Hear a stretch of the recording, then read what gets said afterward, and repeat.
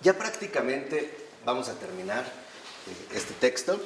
Digamos, justo lo que hay que destacar es que nosotros, humanamente hablando, tenemos una misión enorme. No perder el pasado para mejorar el futuro. No despreciar justamente todo lo que está atrás de nosotros, porque es este impulso que nos permitió llegar aquí. Y a nosotros nos toca extender las manos, por poner esta imagen, tomar el pasado y reunirlo en el futuro a través de nuestro presente. A esto es justo a lo que se le puede considerar crear un mundo mejor. Cuando hoy se habla de crear un mundo mejor, o cuando esperamos crear un mundo mejor, lo que no podemos olvidar es que para crear un mundo mejor debemos de recuperar lo que anteriormente ha sido lo mejor y abrirlo, ¿no? Abrirle camino, abrirle el paso para ese porvenir que está en efecto todavía pendiente. Entonces a nosotros en nuestra vida humana nos toca conectar el pasado con el futuro, abrir nuevos caminos, obviamente caminos de vida y no en ese sentido caminos de muerte. ¿Por qué? Porque entonces aquí es donde vemos una expresión muy hermosa de Padre Pavel, y es que él nos va a empezar a hablar en este sentido de ser eucaristías sin palabras. O sea, no volvernos en personas meramente discursivas, ¿no? Sino más bien volvernos cristianos realmente encarnados. Fíjense lo que dice en la 140, en la 745, nota 140. Esta nota es importante. Dice el texto: en los primeros momentos de la prisión, este tono era atenuado por un desapego confiado y objetivo de la propia obra, entregada en las manos de la suprema voluntad. O sea, este es el nombre que utiliza Florensky para pasar la censura, ¿no? La suprema voluntad, que suena como muy burocrática, ¿no? Como este poder superior, ¿no? Creo que también lo utilizan para pasarlo en otros lugares, ¿no? Que ya sabemos cuáles son. Pero bueno, dice Florensky: he aprendido a estar sereno, porque he reconocido firmemente que la vida de cada uno de nosotros, y también la de los pueblos y la de toda la humanidad, está conducida por una buena voluntad, de modo que no hay que preocuparse de nada, exceptuadas las tareas de cada día. Fíjense, aquí es donde vemos esta cuestión de la buena voluntad. Entonces, nosotros estamos llamados a ser discípulos de esta buena voluntad. Y los ángeles, cuando nació nuestro Señor, nos lo recordaron, ¿no? Gloria a Dios en el cielo y paz en la tierra a los hombres de buena voluntad. Entonces, ahí es donde nosotros nos vamos a colocar para seguir en esta continuidad. O sea, para formar parte de este auténtico continuum. Dice: sí, la historia misma pone en evidencia que el conocimiento del mundo ha entrado ya en un nuevo camino y que por eso la victoria pertenece a mi concepción del mundo. Esta será alcanzada también sin mí, porque mi participación personal en ella tiene solo una significación de tercera categoría. Más tarde o más temprano, de un modo o de otro, las percepciones que me motivan encontrarán expresión y determinarán el carácter del saber futuro. De eso estoy ahora seguro. Entonces, lo que también nosotros no podemos perder de vista es que toda nuestra vida es una expectativa de futuro. ¿Qué quiere decir? Que en nuestra vida se contiene también la posibilidad de todo un futuro, para bien o para mal. Y esto también depende de la medida en la que nosotros nos hemos involucrado con nuestros antecesores, adjudicando precisamente, ¿no?, nuestro empeño, ¿no?, conjugando nuestro empeño con todos aquellos que en efecto nos han precedido. Esto es en gran medida lo que hemos querido mostrar a través de los cursos. Por eso es que les mencionamos tantos autores. No es por una mera erudición barata, para decir que cuánto sabemos. No, es para que entiendan de dónde vienen estos impulsos y cuáles son precisamente los caminos que hay que recorrer. Ahora, no necesariamente Estos caminos tienen que venir dentro de la misma postura católica. También hay impulsos extraordinarios que no vienen de la postura católica, pero que son fundamentales para la católica, o sea, para la universalidad de la cual formamos parte. Ejemplo, Walter Benjamin, un pensador extraordinario, judío, que se suicidó precisamente por la persecución nazi, pero es un autor extraordinario. Y algunos otros que siendo católicos ni siquiera, por ejemplo, nosotros mismos conocemos. Uno, Chateaubriand. ¿Lo habían escuchado? No. Dos, François Mauriac. ¿O lo han leído? No. Y muchos otros que podríamos ir mencionando. Y ahí, ¿no?, es donde en efecto vienen estos impulsos. ¿Qué es lo que nosotros tratamos de hacer? Recuperar el ímpetu de estos impulsos de nuestro presente para proyectarlos hacia un ¿qué? Futuro. De hecho, esa es la dinámica de la misión. Miren, la misión nunca empieza de cero. La misión siempre tiene un antecedente. Y ese antecedente es fundamental, porque esto es lo que nos lleva a desarrollar una profunda gratitud. Por ejemplo, nosotros no hubiéramos podido dar estas clases sin el esfuerzo de Pavel Florensky. Y a la vez de los esfuerzos que ayudaron a Pavel Florensky. Y así entonces nos vamos conjugando unos con otros. Entramos a formar parte de este tejido vivo que llamamos ser humano, porque somos un tejido. Estamos entretejidos unos con otros. Y no somos aislados, al menos como nos han querido suponer, o nos han querido hacer creer. Aquí es donde entonces vemos esta relación profunda de continuidad. Podríamos decir en este punto, ¿qué es un ser humano? Un ser humano es un punto de continuidad.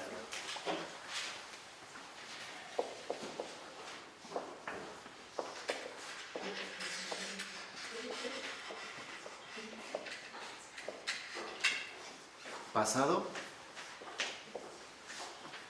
futuro. Y de aquí es en efecto donde se irá desarrollando nuestra existencia misma, como un punto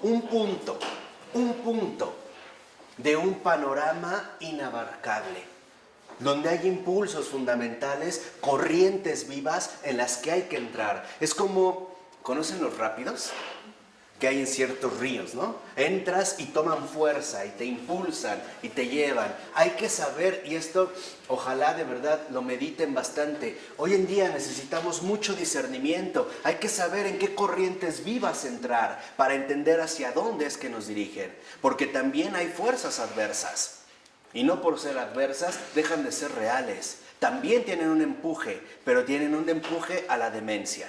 Y que Florensky también nos ha estado describiendo en gran medida, ¿no? Nos ha estado poniendo sobre aviso de muchas maneras. Entonces, hoy necesitamos saber, ¿no?, meternos en estas corrientes del agua viva. Las corrientes que, por poner una imagen muy hermosa, brotan directamente del corazón de Jesús. Estas corrientes vivas, y todavía es una imagen más hermosa, no son más que las venas del cuerpo de Cristo.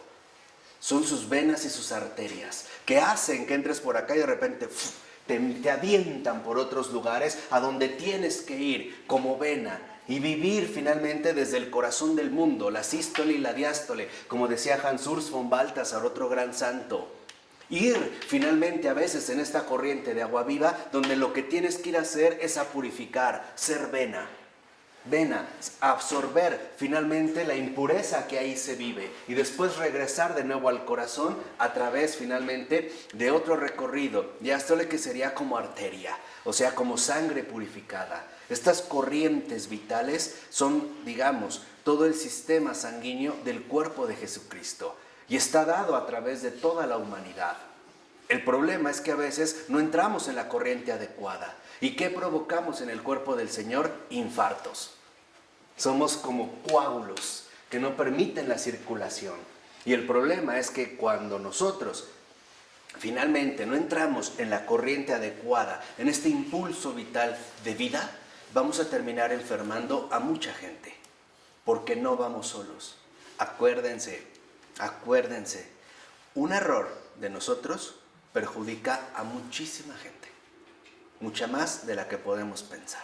Entonces quédense con esta imagen de las fuerzas vivas, ¿no? De estos impulsos vitales que recorren el cuerpo del Señor, la humanidad entera, alrededor de todo el mundo. La formación, como entra aquí.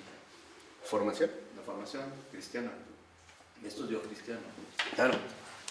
Es que en este punto, bueno, en este aspecto central, si el ser humano es un punto de continuidad donde queda comprometido el pasado y el futuro, y por eso es que ser humano es ser compromiso, es un compromiso, entonces estamos llamados primero a recuperar todo este pasado vivido. Acuérdense, no está muerto, se ha dado. Segundo, a reconocer nuestro presente mismo, porque esa es una responsabilidad. Y tercera, a preparar los caminos del Señor. Preparar los caminos del Señor no es otra cosa más que enviar estos impulsos de vida eterna hacia el futuro que ya está por venir. ¿Y esto cómo se logra? A través del estudio. Ese es el único sentido y razón de estas clases. No hay otro. No hay otro. No se trata nada más de ver cuántos libros estudiamos o cuántos autores mencionamos o cuántos filósofos hemos repasado. Para eso están las bibliotecas. Para eso allá están las bibliotecas.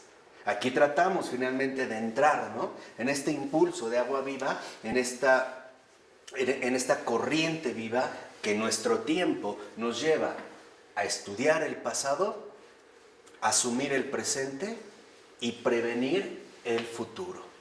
Y ese es el compromiso. Y a esto precisamente se le llama estudio. El estudio no es más que la preparación adecuada para los cristianos de todos los tiempos. ¿Por qué creen que las universidades se dieron fundamentalmente en los monasterios medievales? La instauración de los libros. Hay un libro de según yo es franciscano, ya fallecido hace poco, Jacques Leclerc, que se llama Amor a Dios y Amor a las Letras. El amor a Dios y el amor a las letras.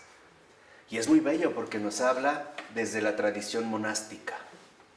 Y aparte, lo más bello de esta tradición es que en efecto nos recuerda que lo fundamental del estudio no es la erudición, sino la contemplación.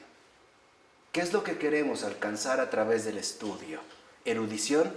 No, contemplación, es decir, experiencia de la verdad. Este es un compromiso, experiencia de la verdad.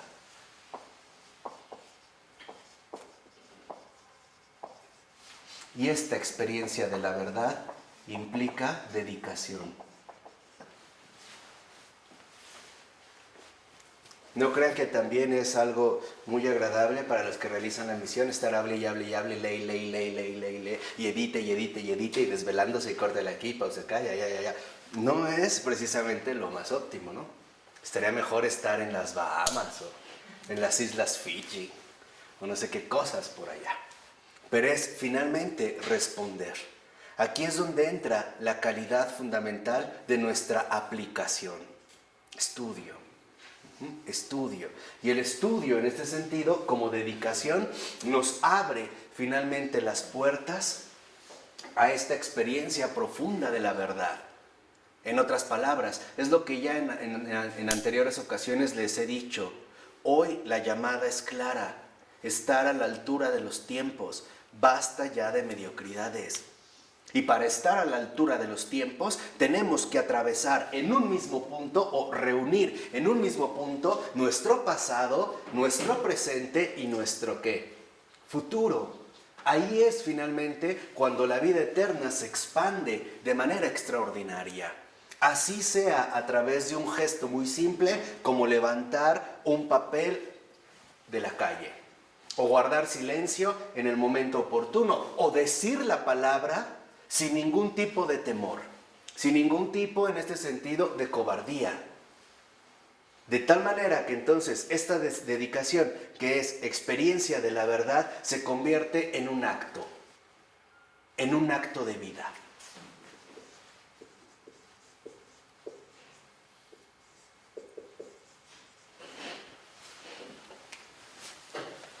Y aquí vemos cómo entonces la cuestión se ha invertido.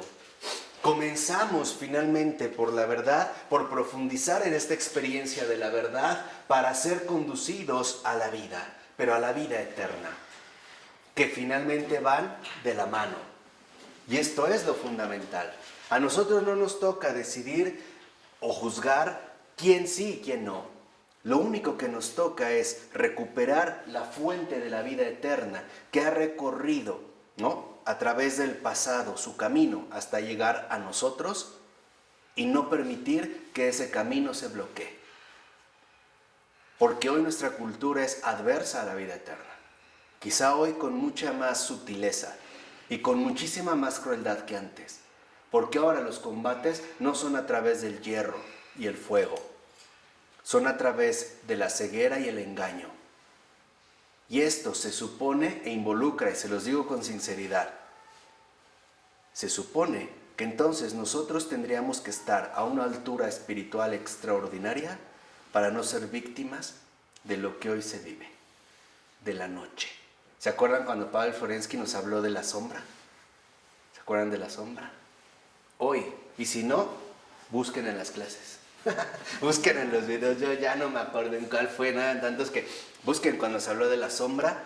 Hoy, para vencer a la sombra se necesita una altura espiritual extraordinaria, y esta altura espiritual extraordinaria no es otra más que una experiencia profunda de la verdad, donde la verdad, en ese sentido, ha dado paso a una transformación. Es un acto de vida. Y esto es lo que va generando finalmente, ¿no?, las posturas que nosotros estamos llamados a adoptar en estos tiempos y precisamente en estos momentos. Estamos llamados a ser también en ese sentido centros espirituales, centros vivos de vida espiritual, o sea, centros vivos de una verdad viva, de una verdad viviente, de una verdad que transfigura, de una verdad que libera. Hoy no tienen idea, de verdad, a qué niveles tan sutiles, pero tan destructivos se somete el alma humana, la sombra. Ahora no hay espadas, ahora hay mentiras. Ahora, por ejemplo, no hay bombas, ahora hay engaños, ritualizaciones. Por eso es que les habíamos dicho que a partir de lunes iniciamos un nuevo combate. Y estamos preparando una bomba todavía más fuerte. Una bomba seria. Porque esto es la preparación. Ya hay más. Y no crean, como les decía, como consideraba Florensky, también es desgastante. Pero lo fundamental no es ver, por ejemplo, ¿no?, resultados inmediatos, sino pureza y entrega. Y esto es lo que hoy en día se nos pide. Esta dedicación es una dedicación total, no a medias. Por eso también es el momento de establecer definiciones. Quién sí, quién no, pero no a medias. O sí o no. O sí somos seguidores de Cristo o no somos seguidores de Cristo. Pero no a medias, no tibiezas. Nadie te va a reclamar. Si tú dices no, perfecto, pero es no. Nítido, claro, firme. Y si dices sí, es sí. Con todo. Con todo finalmente a lo que esto nos conduzca. Porque hoy también, precisamente en el mundo, en este combate contra la sombra, las estrategias de combate han cambiado mucho. Y de verdad, sin una vida espiritual de altura, no podremos hacer absolutamente nada. Es más, estamos perdidos. Tal cual, ¿eh? Y como nos dijo Florensky, solo una intervención directa y extraordinaria de la gracia nos podrá sacar. porque con esta sombra no se juega. Con esta sombra es también a vida o muerte. Esto no crean que es una especie también como de regaño. No es que ya son como las últimas clases, ¿no? Pero sí es como una invitación al compromiso. Aquello en lo que nosotros, en este sentido, estamos llamados.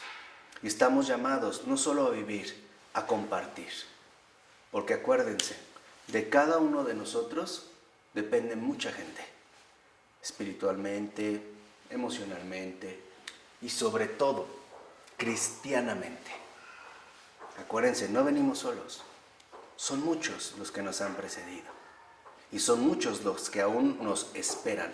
Esperan finalmente algo de nosotros. Por eso, cada vez que nace un niño, es un recordatorio claro de que aún tenemos muchos pendientes y de que el Señor sigue teniendo esperanza en nosotros. Aún tenemos algo que realizar. Aún tenemos muchas cosas finalmente que llevar a cabo. Por eso va a decir Florensky en la 747, dice el texto: el itinerario espiritual de Florensky atravesó una última etapa crucificada, fragmentada, en el ambiente infernal de las islas Solovki. Y si ustedes realmente creen que es exagerado hablar de un ambiente infernal, pueden leer los relatos de Kolimá de Varlam Shamalov. Yo los invito a que los lean. Sí se pueden conseguir, no tienen pretexto. Están editados, si mal no recuerdan, Editorial Península.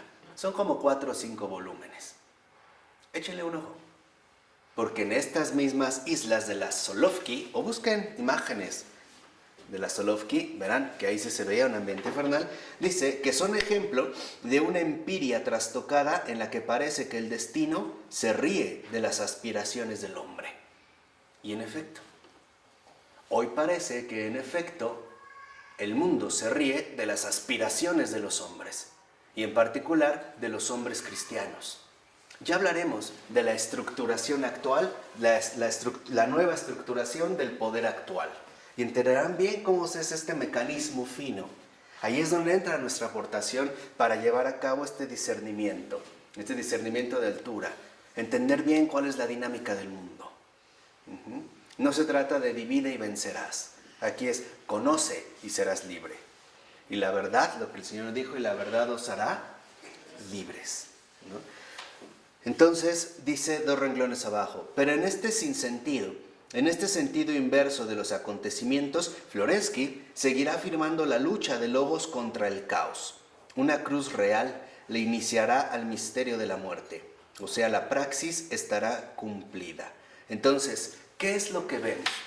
Que esta dedicación total involucra un combate, y es combate contra el caos. Y hoy podríamos decir, ¿cuáles son las 3 cabezas del caos contemporáneo? Básicamente, el caos, ¿no?, con el que luchamos tiene 3 cabezas. Primero, el engaño. Segundo, la mentira. Tercero, la falsedad.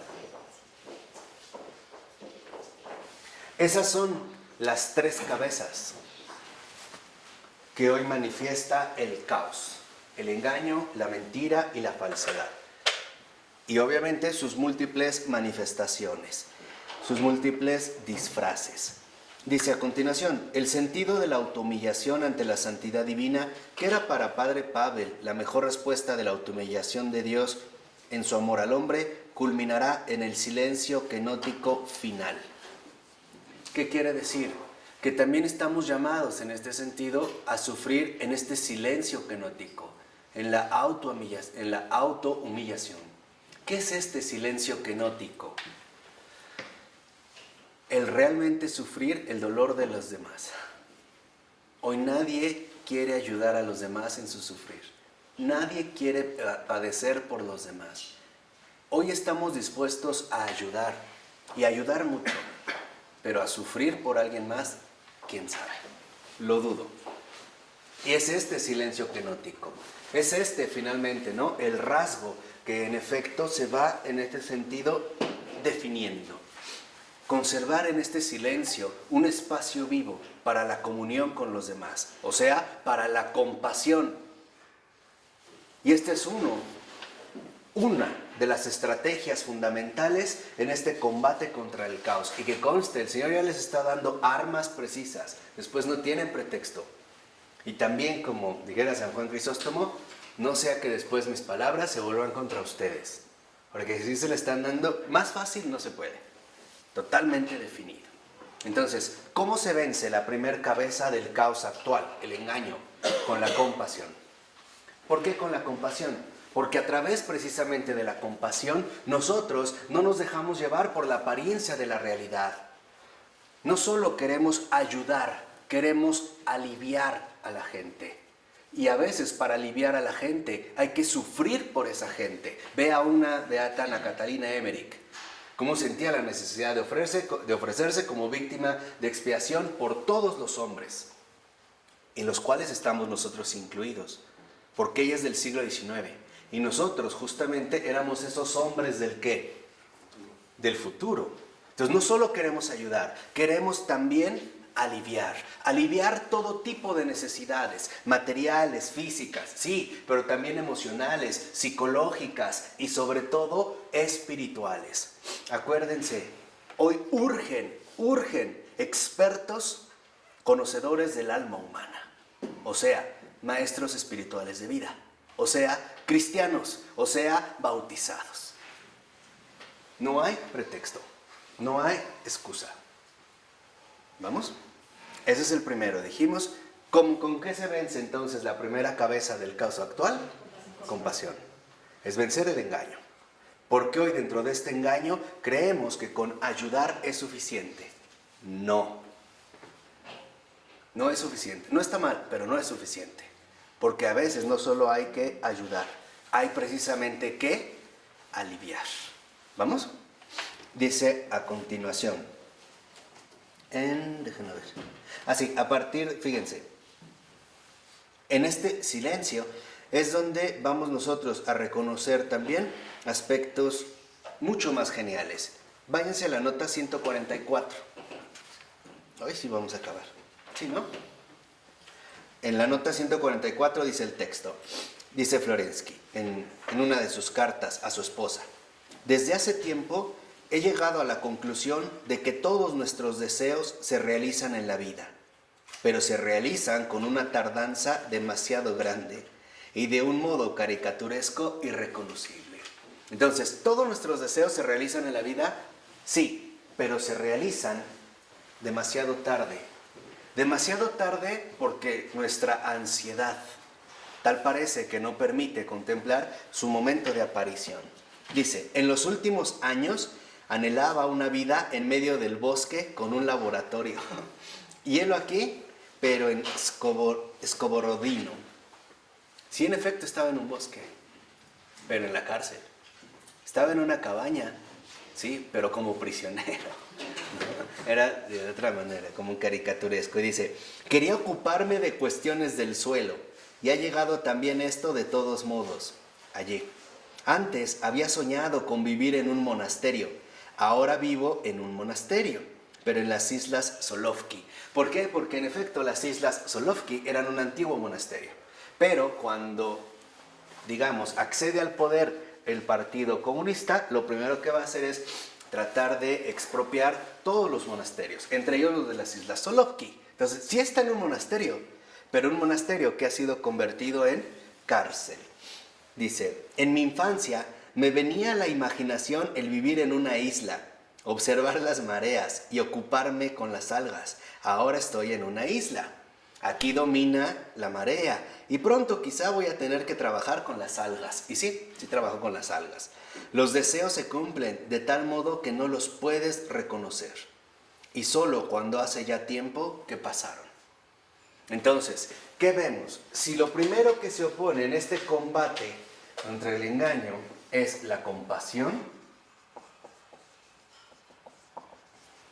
ahora vemos que entonces contra la mentira, lo que en efecto se va a contraponer o a cortar en este combate espiritual, y es un poco nos los da Florensky en esta carta, tiene que ver finalmente con la imposible realización.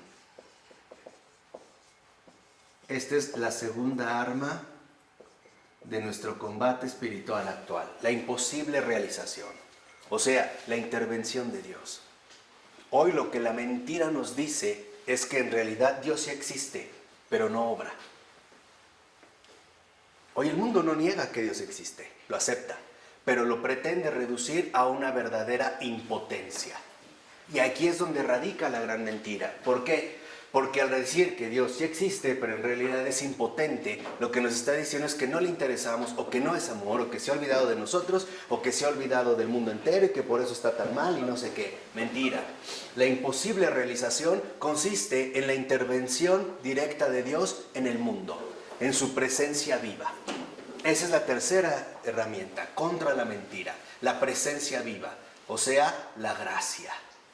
La gracia que obra precisamente lo imposible. Sí queda una fe viva. Eso es lo único que ahorita vence la mentira. Una fe viva. Viva. Porque la mentira lo que nos dice es que en realidad Dios está como de vacaciones, está como dormido. No le interesamos. Mentira. Y por lo tanto, la falsedad, si vamos con compasión, con fe viva, la falsedad que hoy en día se vive, consiste en tratar también de eclipsar la enorme bondad de Dios. Entonces, la única herramienta con la que vamos a vencer la falsedad de estos tiempos es con la esperanza. ¿Y por qué con la esperanza? Porque a través de la esperanza nosotros finalmente mostramos que es falso lo que hoy en día se pretende establecer. Que todo está perdido, que todo está mal, que todo marcha por mal camino, que cada vez está peor. Ya dijimos, eso solo es una envoltura. Es tanto como cuando se hace la remodelación de una casa. Al principio, no hasta nos echamos para atrás, no decimos, ay, mejor no lo hubiera empezado. No está peor que al principio, pero al final, ¿cómo termina? Mejor. Entonces, la compasión contra el engaño, la fe viva que nos lleva a la imposible realización contra la ¿qué? Mentira, y la esperanza contra la falsedad. Ahí es donde nuestros deseos deben de mantenerse firmes, en la compasión, en la fe viva y en la esperanza. Contamos con las herramientas para poder en ese sentido responder. Y en último término, finalmente el padre Pavel, en un atronador silencio, en un insulto recibido un 8 de diciembre, fue fusilado. Así. Así. Todo parecería indicar que finalmente lo que había realizado padre Pavel había sido completamente ¿qué? Inútil, estéril, irrelevante. La única nota que se registró es que este fusilamiento se llevó a cabo en los alrededores de Leningrado. Nada más. No había ni siquiera una certeza clara de lo que había ocurrido. Sus propios familiares tardaron varios años en conocer que el padre Pavel había muerto. Les digo, nunca supieron dónde quedó su cuerpo. Lo mismo que muchísimos otros, miles y miles y miles. La gente que murió en Rusia, en el Gulag, no se compara para nada con la gente que murió en los campos de exterminio nazis. Y que, por cierto, y para que lo sepan, los campos de concentración nazis fue la imitación alemana del Gulag ruso. En ese tiempo, Hitler todavía se llevaba bien con Stalin. Y Hitler le copia la idea a Stalin. Pero nada más para que se den una idea, y esto también es como un homenaje a todos los santos, porque allá hay miles y millones, simplemente en Rusia y especialmente en Ucrania, donde hoy vemos que por eso hay tantas disputas y hay que entender el pasado, el por qué se está dando. Murieron de hambre, solo de hambre, del invierno del 32, más o menos, a finales del 33, 10 millones de personas. Solo de hambre. En la ciudad, sin estar presas, solo de hambre. Y se daba el canibalismo, etc. En el Gulag ni siquiera se tiene un registro de cuánta gente murió. ¿Cuántos desaparecieron? No se tiene de verdad ni siquiera un mínimo registro de lo que ahí ocurrió.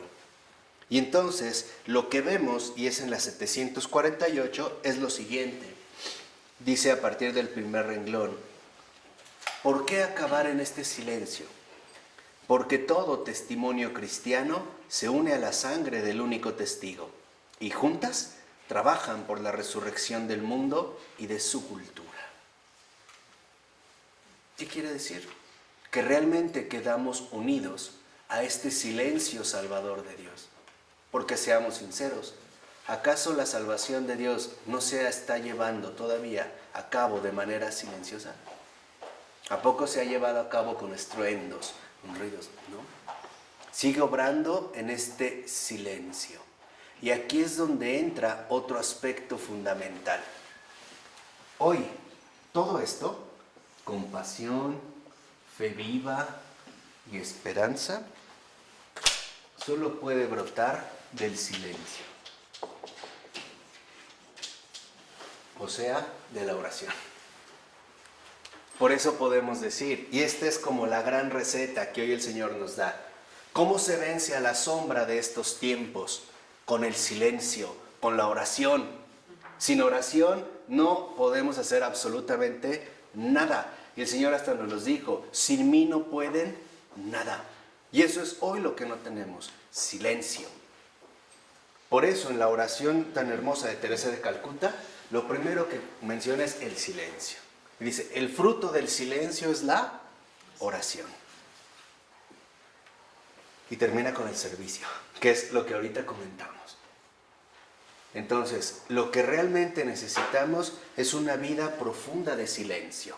Esto no significa no hablar, significa estar atentos a la voz de Dios. Lo último que podemos perder es la escucha. Acuérdense de Florensky. Aunque todo se ha perdido, él sigue, ¿no?, a la escucha de la voz de Dios. Ahora, ¿esta voz de Dios necesariamente va a ser audible? No.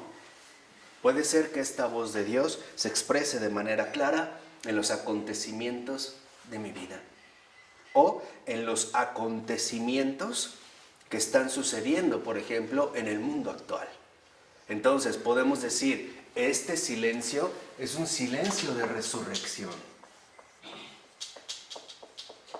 Y esto es lo que queremos transmitir al mundo, esta resurrección viva. O sea, el paso, como nos enseñó Pavel Florensky, de las tinieblas a la luz. Y no al revés, no de la luz a las tinieblas. Este es el camino de resurrección, pero nadie puede dar lo que no tiene.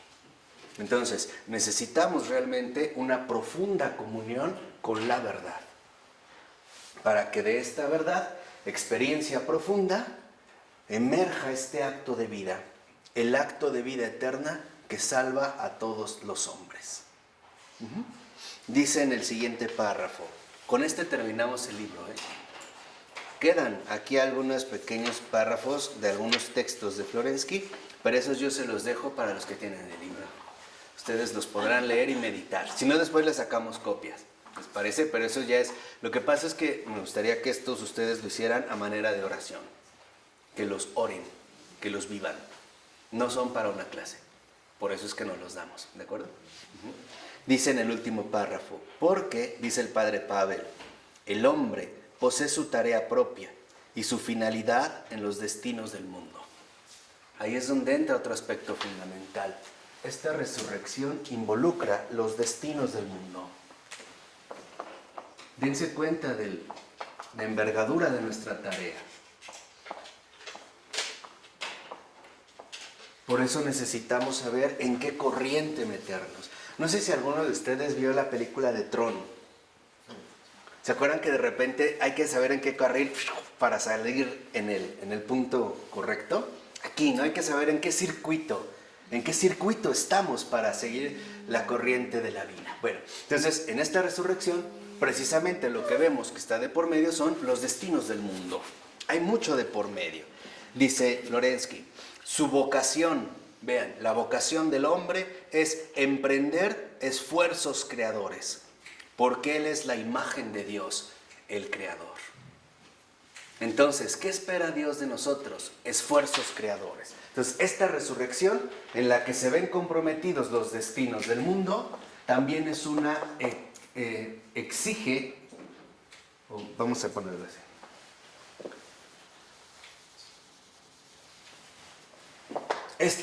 Para abordar estos destinos del mundo, uno necesita finalmente asumir su vocación, la propia vocación.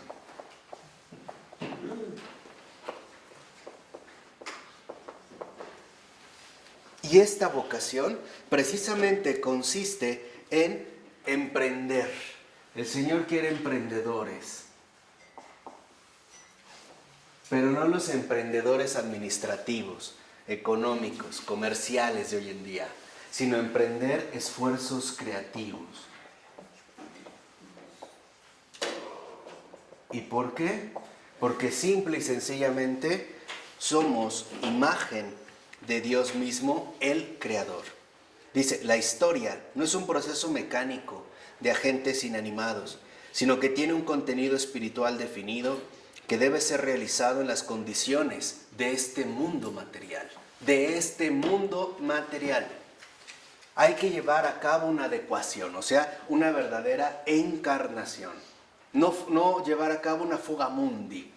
Tratar de suponer que entonces se trata de asumir expectativas irreales. No, dijimos, concretizar. Eso es encarnar, ¿no? Encarnar la exigencia del cristiano. Dice, los inmensos espacios de muerte en el mundo han de ser espiritualizados y vivificados por los esfuerzos del hombre. Entonces, ¿aquí qué vemos? Emprender esfuerzos creativos tienen como principal finalidad, primero, espiritualizar los espacios de muerte.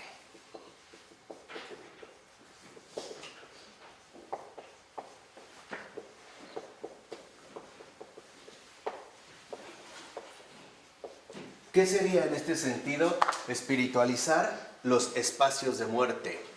Llevar luz donde hay tinieblas. Llevar luz, ¿verdad? Donde hay tinieblas.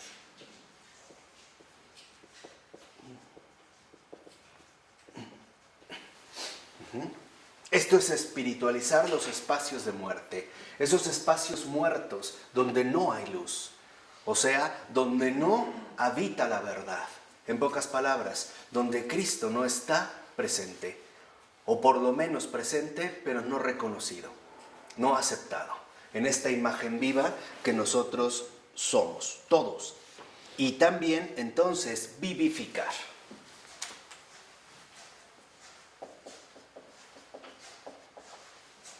Vivificar, en este sentido, precisamente, que son parte de los propósitos fundamentales, es lo que habíamos visto hace un momento, dar vida. Dar vida. Dar la vida. Darlo a Él. Dar vida. Igual a darlo a Él.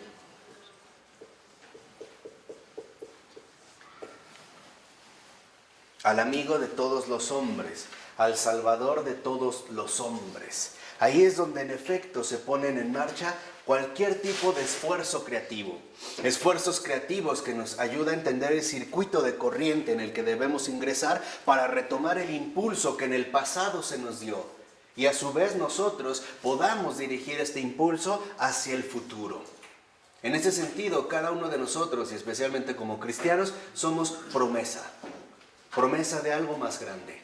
Por eso, como nos enseñó Florensky, solo nuestra existencia estará justificada si damos al mundo algo mejor de lo que nosotros mismos recibimos. Mejorar. Entonces, al dar la vida, al darlo a Él, en efecto, ahora vemos en último término que Él es Logos, o sea, la sabiduría del mundo.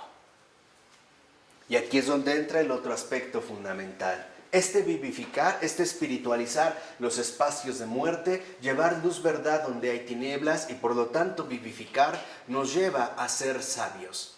Y en efecto, lo que hoy necesitamos es sabiduría. Sabios, hombres verdaderamente sabios. La sabiduría, en este sentido, hasta recuerdo unos versículos del Señor, me decía: hazte sabio, hijo mío, y alegrarás mi corazón. Y así podré responder a todo el que me ofende. Entonces, hoy lo que necesitamos en este ser humano, en este silencio de resurrección, es entrar a las entrañas mismas de la sabiduría. Y por eso es que estudiamos. No queremos conocer, queremos comprender, queremos sabiduría. No queremos datos, simples datos. No queremos teorías o simples teorías. Esos ya están en la biblioteca. Queremos sabiduría.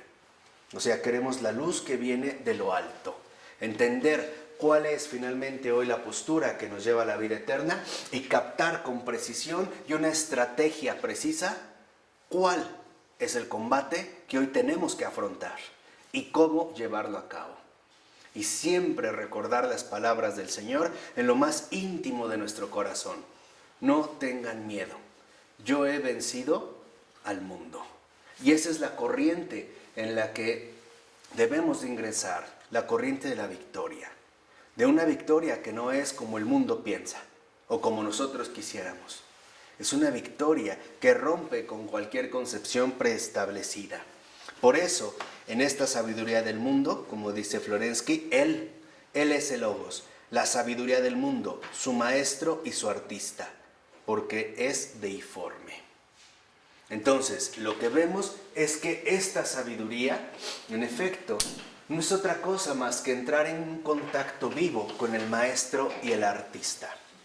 Entonces, podríamos decir ya finalmente para terminar, después de muchas páginas, de muchas ideas, de mucho contenido, de mucho esfuerzo por parte de todos, ¿qué es lo que espera el Señor? Lo que espera el Señor es que seamos verdaderamente testigos de este maestro y también obras vivas de este gran artista. Que nuestra vida se manifieste como lo que es y no que se pierda en este laberinto caótico del caos, de la mentira, de la tiniebla. Por eso, nuestra única esperanza está en que el combate está en marcha. Y es un combate a vida o muerte, o él o yo. Cuando nosotros tomemos una decisión, la que sea, para bien o para mal, solo tengan presente que en esta misma decisión se han comprometido los destinos del mundo. Que el Señor nos ilumine, nos sorprenda y tenga misericordia de todos nosotros. En nombre del Padre, del Hijo y del Espíritu Santo. Amén.